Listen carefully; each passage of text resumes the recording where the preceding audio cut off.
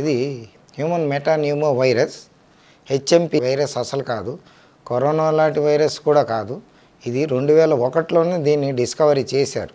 అప్పటి నుంచి దురదృష్టవశాత్తు ఇది ఫ్లూ వైరస్ లాగా ఎట్లా సిమ్టమ్స్ ఎలా ఉంటాయో దీనికి అలా ఉంటాయి. కానీ ఇంతవరకు దీనికి వ్యాక్సిన్ కూడా ఎవరు కనిపెట్టలేకపోవడం కొద్దిగా దురదృష్టకరం. అయినా కానీ ఇది మైల్డ్ నుంచి మోడరేట్ వరకు ఈ వ్యాధి ఎఫెక్ట్ ఉంటుంది. చిన్నపిల్లల్లో దీని ప్రభావం చాలా ఎక్కువగా ఉంటుంది.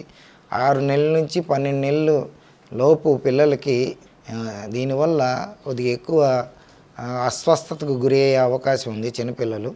ఆ తర్వాత 5 సంవత్సరాల్లో పిల్లలకి ఇది ఎక్కువగా ఎఫెక్ట్ ఇస్తుంది.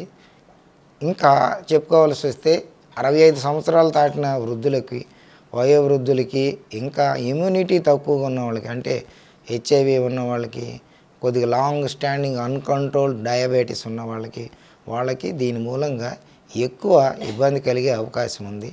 ఇది 5 నుంచి 16% వరకు దీనివల్లగా న్యూమోనియా డెవలప్ అయి ఊపిరితిత్తుల్లోకి ఈ వ్యాధి సోకి ఎక్కువగా అస్వస్థతకు గురై ఐసీయూలో ఇంకా సివియర్ ఇంటెన్సివ్ కేర్ యూనిట్లో జాయిన్ అయ్యే అవకాశం ఉన్నది.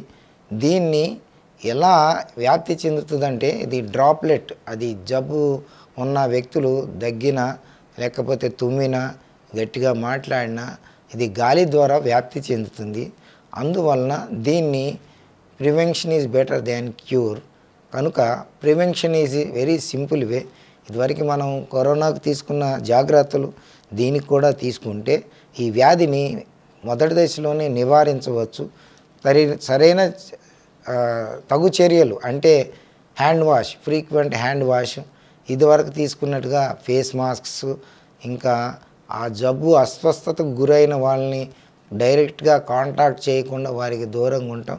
ఇవి నివారణ పద్ధతులు మనం పాటించవలసినవి. ఇంకా ఈ వ్యాధి వచ్చిన వారికి సిమ్టమ్స్ ఎలా ఉంటాయంటే దగ్గు, ఆయాసం, జలుబు, తుమ్ములు, సోర్ థ్రోట్, అది గొంతు నొప్పి, సోర్ థ్రోటు, ఇంకా ఇల్నెస్ బాగా నీరసంగా ఉండటం, సరిగా ఆహారం తినలేకపోవటం, ఇలా ఇబ్బంది పడతారు. ఈ వ్యాధిగ్రస్తులు ఇలాంటి ఇది ఉన్నప్పుడు త్వరగా మెడికల్ హెల్ప్ తీసుకోవడం చాలా అవసరం. దీన్ని డయాగ్నోసిస్ ఎలా చేయవచ్చు అంటే దీన్ని హెచ్ఎంపివి పీసీఆర్ టెస్ట్ ద్వారా దీన్ని డయాగ్నోస్ చేయొచ్చు. దీన్ని రెస్పిరేటరీ దగ్గిన ముక్కు ద్వారా కానీ ఆ స్వాబ్ తీసుకొని పీసీఆర్ టెస్ట్ చేయటం మూలంగా, హెచ్ఎంపివి పీసీఆర్ టెస్ట్ చేయటం మూలంగా దీన్ని వ్యాధి నిర్ధారణ చేయొచ్చు. తర్వాత దీనికి ట్రీట్మెంట్ అంటే డైరెక్ట్గా వైరస్కి ప్రస్తుతానికి ట్రీట్మెంట్ ఏమీ లేవు, యాంటీవైరల్ ట్రీట్మెంట్ ఏమీ లేదు. కావున ఇది వచ్చిన వాళ్ళు కొద్దిగా జాగ్రత్తగా ఉండి సపోర్టివ్ ట్రీట్మెంట్, ఒకలా ఆయాసం వచ్చినట్లయితే ఆక్సిజన్ సపోర్ట్ తీసుకోవటం, ఇంకా దానికి తోడు ఇతర ప్రాబ్లమ్స్ ఏమన్నా ఉంటే జలుబుకు తగ్గట్టుగా జలుబు యాంటీ కంజెస్టివ్స్ అవి తీసుకొని జలుబు నివారించుకోవటం, జలుబుని ఇది చేసుకోవటం, ఇంకా సపోర్టివ్ మెజర్స్ తీసుకొని వైద్యులు డాక్టర్ గారి దగ్గరికి వెళ్ళి త్వరితగతిన దీన్ని అశ్రద్ధ చేయకుండా మంచిగా తగు చర్యలు తీసుకుంటే ఈ కరోనాకు భయపడినంత అవసరం లేకుండా హెచ్ఎంపివిని వ్యాధిని అరికట్టవచ్చు, నివారించవచ్చు. దీనికి వ్యాక్సిన్ అంటే ప్రస్తుతానికి వ్యాక్సిన్ కూడా ఏమీ రాలేదు. ట్రీట్మెంట్ అనేది సపోర్టివ్ ట్రీట్మెంట్ మాత్రమే.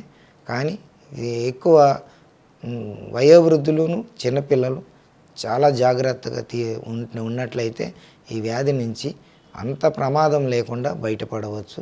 ఇది నడి వయసు వారికి, యవనస్తులకి సింపుల్గా ఫ్లూ లాగా వ్యాధి వ్యాప్తి చెందుతుంది. వారికి మైల్డ్ నుంచి మోడరేట్ వరకు చిన్నవి వచ్చి 5 నుంచి ఒక వారం రోజులలో తగ్గిపోతుంది. పెద్దవాళ్ళకైతే 7 నుంచి 10 రోజుల్లోపు తగ్గిపోతుంది. ఇంకా ఇల్నెస్ పెరిగిన కొద్దీ ఐసీయూ అడ్మిషన్స్ వరకు వెళ్ళవచ్చు. దీన్ని తగు జాగ్రత్తలు తీసుకుంటే దీన్ని నివారించవచ్చు. దీని గురించి అంతగా భయపడాల్సిన అవసరం కనిపించట్లేదు. కానీ చిన్నపిల్లలు, పెద్దవారు మాత్రం తగిన జాగ్రత్తలు తీసుకొని ఆ వ్యాధిగ్రస్తుల్ని కాంటాక్ట్లో లేకుండా దూరంగా ఉంటే దీని నుంచి త్వరితగతిన దీన్ని మనం అరికట్టవచ్చు. దేశం నుంచి దీన్ని మళ్ళీ మనం వ్యాప్తి చెందకుండా ఆపవచ్చు. డెత్స్ అంటే చెప్పా, అది న్యూమోనియా వరకు వెళ్ళి సివియర్గా అయ్యి ఐసీయూ అడ్మిషన్స్, ఐసీయూలో వెంటిలేటర్ వరకు వెళ్తే డెత్ అయ్యే అవకాశం ఉందండి. అంత సింపుల్గా తీసుకునే ఏమీ కాదు, చిన్న వైరస్, చిన్న ఫ్లూ జ్వరం లాంటిది అలా అనుకోకూడదు. డెత్ జరిగే అవకాశం ఉన్నాయి.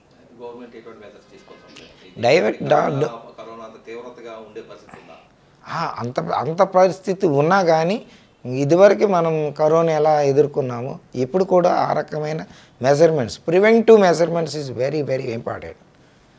అవి తగు జాగ్రత్తలు. ఐసోలేట్ పేషెంట్ ఒక్కసారి డయాగ్నోస్ చేస్తే వాళ్ళని ఐసోలేట్ చేసి క్వారంటైన్ చేసి వాళ్ళని దూరంగా పెట్టి మిగిలిన వారు ఆరోగ్యవంతులు వారికి కాంటాక్ట్లో లేకుండా జరగకుండా చూసుకుంటే గవర్నమెంట్ వైపు నుంచి కరోనాకి ఎంత ఇది చేశారో, ఎంత ప్రాపగండా చేశారో, ఎంత జాగ్రత్తలు ప్రివెంటివ్కి ప్రచారం చేశారో అంత చేసుకోవాల్సిన అవసరం అయితే ఉంది. ఏ వైరస్ అయినా ముందుగా ఈ జబ్బు ఇంత ప్రమాదమైంది, ఇంత ప్రమాదం కాదు అని చెప్పలేం. ఎందుకంటే దానికి సరైన ట్రీట్మెంట్ లేదు, ప్రస్తుతానికి వ్యాక్సిన్ కూడా లేదు. కాబట్టి తగు జాగ్రత్తలు తీసుకోవాలి.